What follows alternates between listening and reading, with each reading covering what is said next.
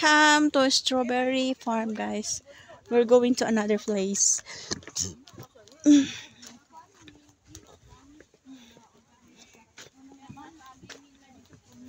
Saging na pandak. May saging na panda. Ah, ito pala yung bago. O yung mga ang dami sweet ano nga iyan yung tawag sa tubo? Ano yung tubo?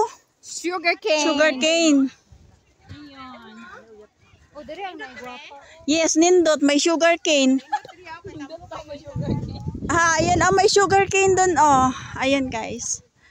Ah, wow. You see guys, have sugar cane. Oh, naalala ko yung tubo. Ano kasi sa inyo guys? Tubo. Ito guys. Ayan.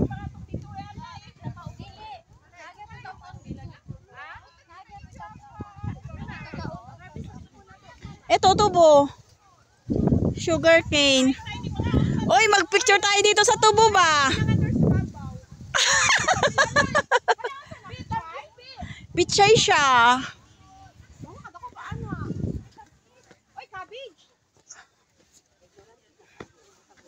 Cabbage. Ito ano to siya? Choysam.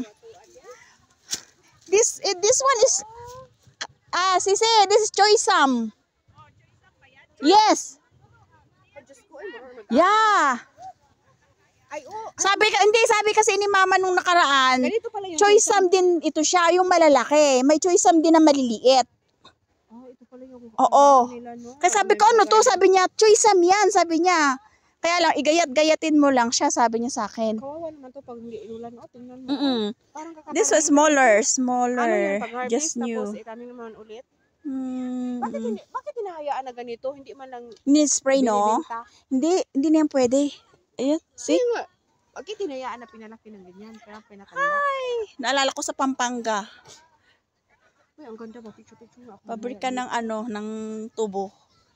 Sugar cane. Wala yung kwanan eh. Pretty. Hi!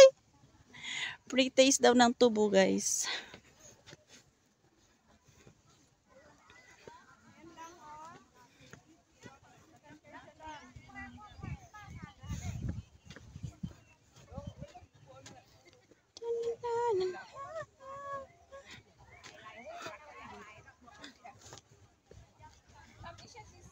Ha, talaga?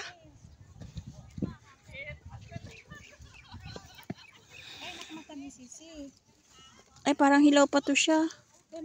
Overripe na naman.